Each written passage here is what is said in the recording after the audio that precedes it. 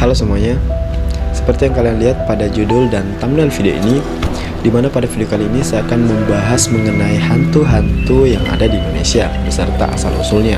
Ya, jadi hantu ini merupakan sosok makhluk halus yang ditakuti oleh manusia saat bertemu, entah itu secara langsung maupun dalam mimpi.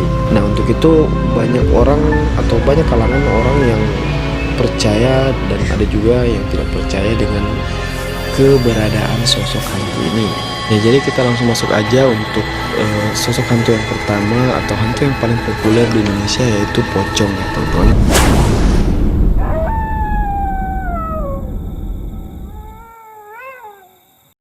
Ya, jadi menurut cerita yang tersebar di masyarakat bahwa pocong ini merupakan hantu atau sosok makhluk halus yang gentayangan untuk meminta bantuan agar tali pocongnya itu dilepaskan, teman-teman ya. Karena konon menurut ceritanya awal sebelum sosok hantu ini bergentayangan, jasad dari hantu ini saat ingin dikebumikan ada tali atau pengikat dari kain kafannya itu yang belum sempat dibuka, teman-teman. Entah itu belum sempat, entah itu lupa, saya juga kurang tahu. Jadi dia bergentayangan untuk mencari bala bantuan, untuk mencari bantuan siapa yang mau membuka tali pocongnya gitu loh. Ya pikir aja gitu, siapa yang membukain. Kalau udah jadi hantu pasti ya gimana ya. Dan dari kesaksian orang-orang yang katanya pernah melihat langsung atau bertemu langsung dengan pocong ini, katanya wujud dari pocong ini, ada yang mengatakan bahwa pocong itu mukanya rata. Ada juga yang mengatakan pocong ini wujudnya mukanya pokoknya hitam aja, hitam kayak kebakar gitu. Terus ada juga yang mengatakan mukanya seperti layaknya manusia, cuman di matanya ini ada lingkaran hitam. Ya pokoknya ada lingkaran hitam di kedua matanya ini yang membuat kedua matanya itu kurang jelas, teman-teman, atau kurang nampak gitu lah ya. Ya seperti hantu-hantu pada umumnya. Jadi pocong ini juga seringkali menempati tempat-tempat entah itu gedung atau rumah yang sudah lama kosong atau tidak berpenghuni lagi. Ada juga yang mengatakan bahwa sosok pocong ini kebanyakan berkeliaran atau gentayangan di pemakaman atau juga di pinggir-pinggiran jalan yang memiliki pepohonan rindang gitu ya, dengan maksud ingin mengganggu para warga atau orang-orang yang lewat di sekitar situ, teman-teman. Ya, kita masuk ke hantu terpopuler yang kedua, yaitu kuntilanak.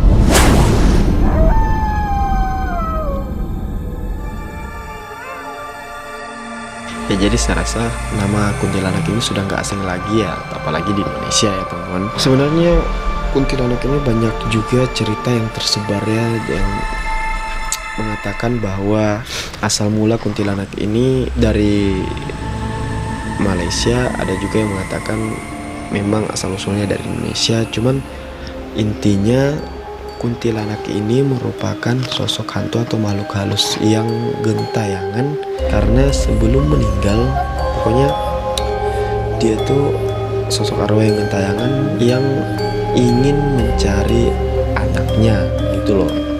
Entah asalnya itu dari mana, entah itu dari Malaysia, entah itu dari Indonesia di Pontianak, pokoknya kuntilanak itu merupakan sosok hantu yang gentayangan mencari anaknya, teman-teman.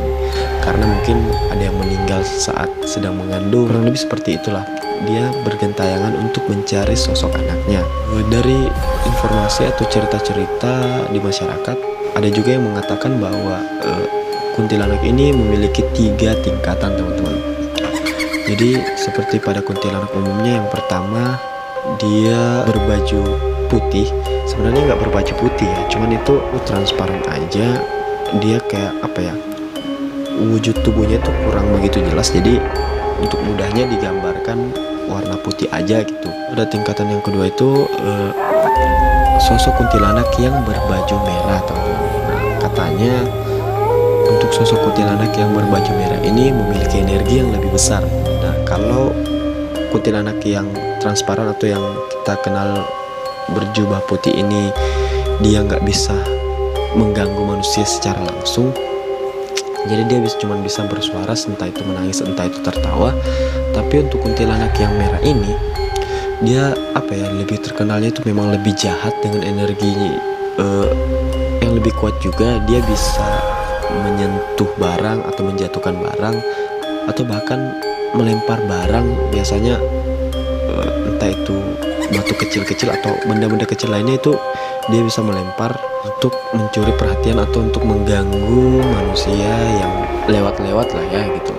Nah, untuk kuntilanak yang tingkatan ketiga ini katanya sosoknya itu berwarna biru teman-teman. Nah, cuman saya kayak kurang percaya, entah kurang percaya atau karena belum pernah dengar ceritanya gitu ya. Katanya kuntilanak yang berbaju biru ini energinya atau kayak kekuatan atau apanya gitu ya, dia satu tingkat di bawah genderuwo teman-teman. Jadi dia cukup kuat juga gitu loh untuk mengganggu atau menjahili manusia. Ya, jadi kita masuk ke hantu yang ketiga, yaitu genderuwo.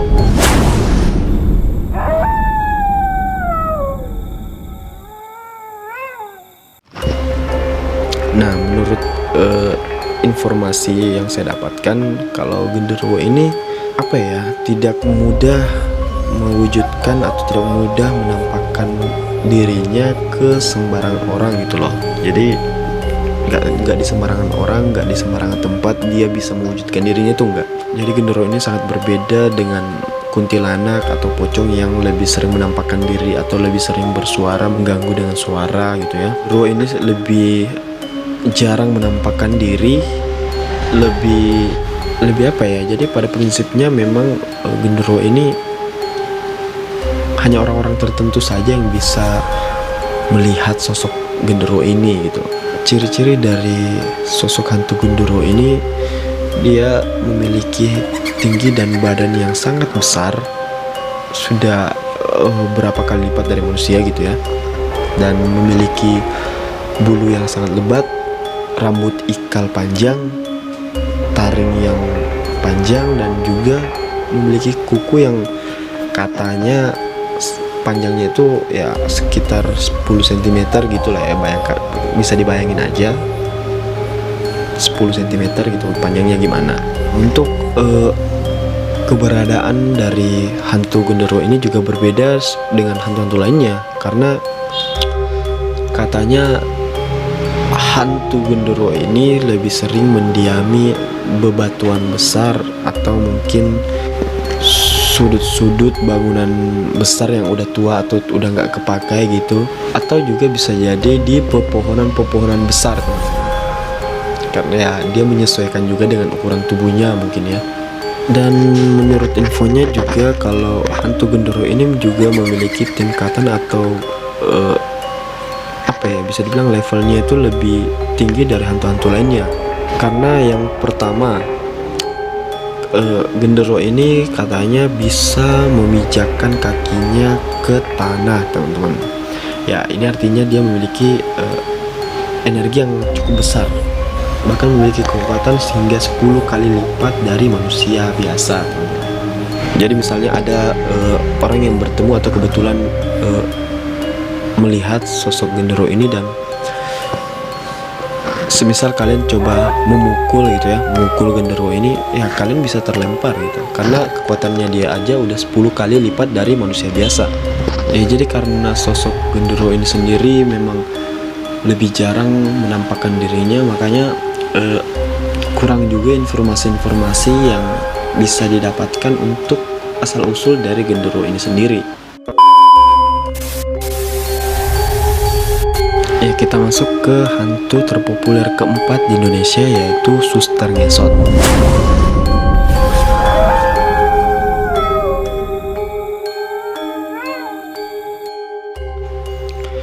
Jadi konon katanya Suster Ngesot ini sering menampakkan diri memang di rumah sakit, tepatnya di malam hari saat kondisi rumah sakit sudah benar-benar sepi atau sudah tidak ramai lagi ya,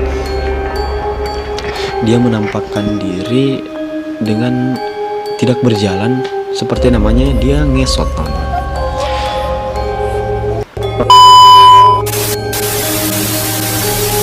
Menurut cerita, di sebuah rumah sakit, tepatnya di Jakarta, ada seorang dokter yang menyukai seorang suster, di mana suster ini memang memiliki paras yang sangat cantik, yang membuat dokter ini tertarik gitu untuk memiliki suster ini. Nah, namun suster ini memang mungkin karena nggak suka atau kurang senang dengan si dokter ini yang sering menggoda atau gangguin suster ini. Jadi setiap dokter ini ngedekatin si suster ini coba menjauh atau coba lari gitu lah. Pokoknya nggak mau deket-deket sama si dokter ini. Nah, lanjut cerita, karena dokter ini sudah mungkin nggak suka lah ya, nggak terima gitu. Dia akhirnya memperkosa si suster yang cantik ini.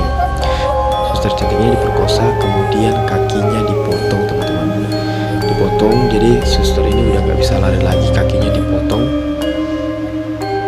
Terus ditinggal gitu aja hingga dia meninggal dunia, teman-teman.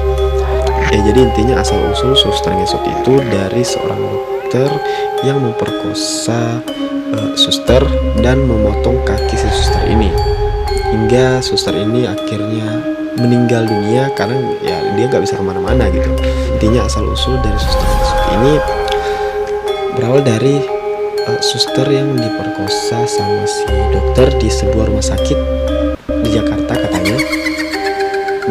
ceritanya di Jakarta, dan kakinya dipotong hingga ia mungkin karena kehabisan darah atau apa dia meninggal dunia, teman-teman. Ya, jadi ceritanya berlanjut setelah ada beberapa orang yang mengaku pernah melihat di rumah sakit itu yang di Jakarta itu, yang nggak disebutkan namanya, melihat sosok perempuan yang ngesot, teman-teman. Dia nggak jalan tapi ngesot, teman-teman. Dan dari situlah nama suster ngesot mulai muncul gitu. Nah, kita masuk ke sosok hantu terpopuler kelima di Indonesia, yaitu tuyul.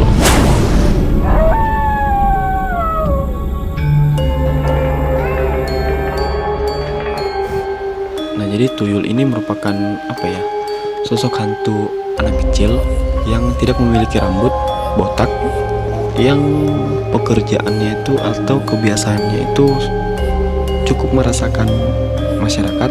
Bukan cukup ya, sangat meresahkan masyarakat, yaitu dia dengan mencuri uang milik orang lain. Katanya tuyul ini merupakan sosok hantu dari orang yang keguguran dan arwah anaknya ini digunakan oleh orang lain atau diambil oleh orang lain untuk pesugihan, teman-teman.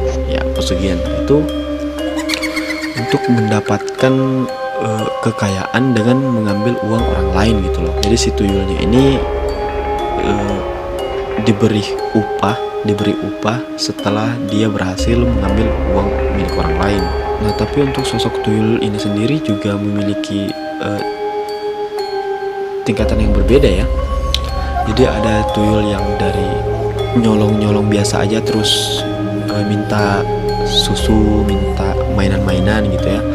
Tapi ada juga tuyul yang bisa dibilang memiliki tingkat kejahatan yang lebih tinggi gitu. Jadi dia bisa mengambil uang lebih banyak, tapi dia meminta tumbal ke orang yang menggunakannya, entah itu tumbal darah segar dari hewan atau bahkan darah dari manusia, teman-teman. Nah, namun ada juga cerita yang beredar, katanya kalau tidak mau uangnya diambil tuyul, sebaiknya uangnya itu diikat, teman-teman. Jadi itu diikat entah menggunakan karet atau menggunakan tali atau apapun, yang penting diikat, karena si tuyul akan kesulitan untuk membawa uang dengan terikat itu ke dimensi mereka. Nggak tahu kenapa alasannya, tapi katanya uang yang terikat itu terikat entah dengan karet, entah dengan tali, entah dengan apapun itu lebih sulit dibawa tuyul untuk ke dimensinya kebanding uang yang nggak terikat gitu. Nah, untuk ciri-ciri pengguna tuyul ini sendiri juga berbagai macam ya. Ada yang rumahnya dicat warna apa ya, warna krim atau pokoknya warna-warna kulit gitulah ya. Ada satu kamar yang dibiarkan kosong untuk khusus pesugihan gitu. Jadi di kamar itu biasanya cuma ada cermin, pesugihan, terus ada mainan-mainan gitulah ya, mainan-mainan untuk pesugihannya gitu, mainan-mainan atau susu untuk tingkatan tuyul yang nyolong-nyolong kecil-kecilan gitu. Nah, terus untuk yang